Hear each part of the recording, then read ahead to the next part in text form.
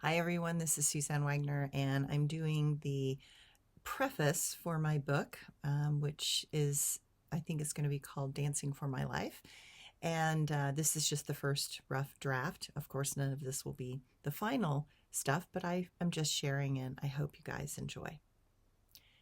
Being a dancer, I always saw myself as a storyteller, but that process was more about feeling the character on the inside, allowing that expression to generate movement and let the joy of that expression take me over in the dance. I preferred to tell the story with my body, and to do that, I had to take a feeling from deep inside, and rather than expressing it verbally, I was to find a way to powerfully become the embodiment of that story so fully that I could take an audience for a ride through the beautifully elongated and powerful expressions of ballet. Dance to me was the process of knowing how to transmute the complex panoply of human emotion into a form that was not spoken but experienced deep inside the observer. I wanted to take them inside of me and show them the great joy that comes from allowing the full expression of emotions through the entire body. I wanted to show them the beauty that they too possessed inside if they would just be courageous enough to follow my dance into their unknown selves. Nothing in my life impacted me the way dance did. I felt compelled to show a side of life that is often very secretive and private. Dancers are, after all, very internally focused individuals. Our outlet is the stage. That is where we can completely open and cut loose. That is where we feel the most alive.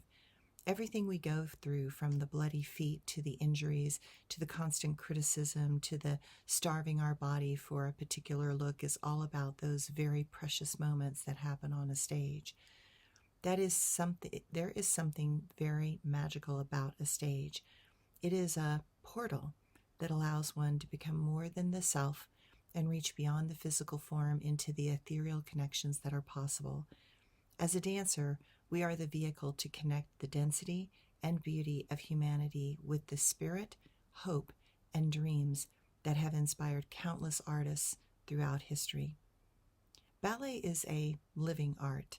Something special happens when we are allowed to feel the heart and soul of an audience and move their feelings into us and allow them to inspire our movements in ways that are more magnificent than we could personally do in the ballet studios.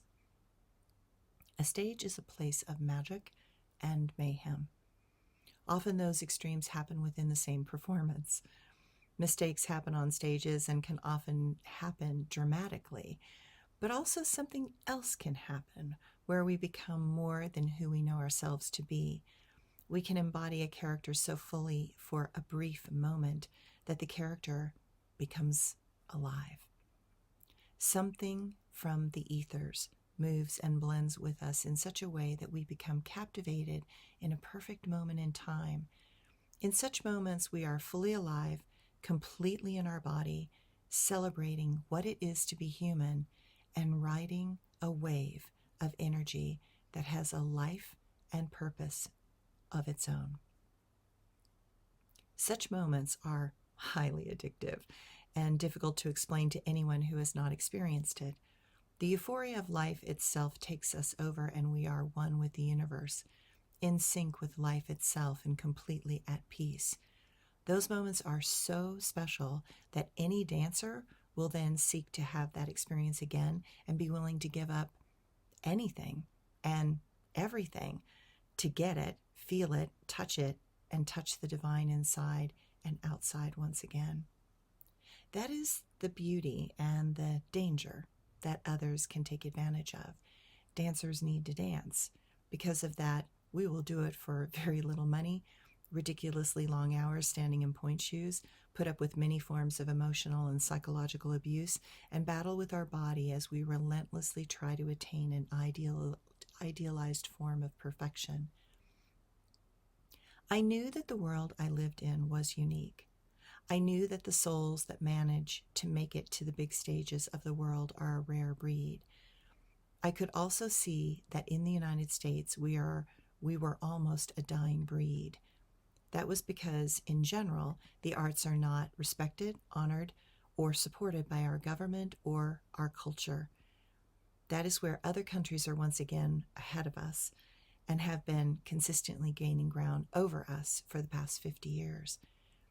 In Europe, the arts are subsidized by the government. They are considered so essential as an expression of their culture that they are fully integrated as a part of any daily human Europeans' lives.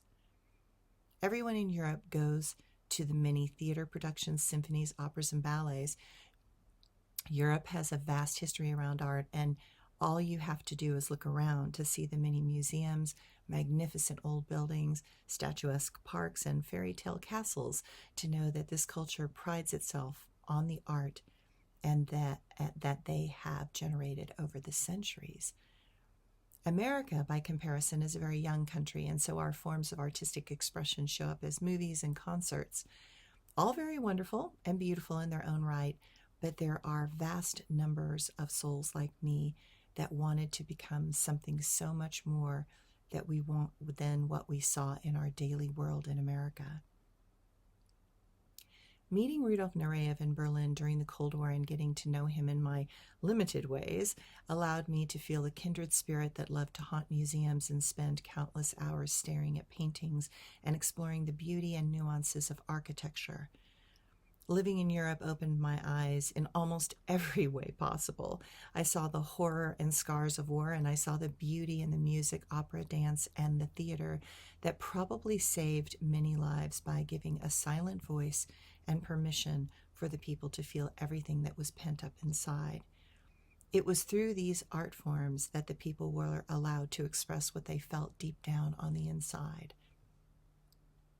I saw that where something has great power, it attracts games of politics, money, and power. While dancers are put on a pedestal and given great acclaim, they are also one of the toughest groups of people I have ever met. One must have a certain level of mental stability to navigate the relentless drive for perfection that ballet requires. Ballet is an art form that can break you in a myriad of ways. Your body can break from not being able to handle the punishment that the regime of ballet requires. Your mind can break from the stress and the constant realization that there will always be dancers better than you. Your heart can break by allowing internal criticism to dominate the mind so that you feel as if you are never going to be good enough. Your heart can break by not feeling as if you will ever get a chance to do something really unique on the stage. Through it all, the soul has to be so very certain that this is the pathway that will give one the tools and skills to become something more than this human self. In ballet, we know in our core that we are a spiritual being having a human experience, and we want to find the keys in those doors that allow that soul out of the body and give it the freedom to fly.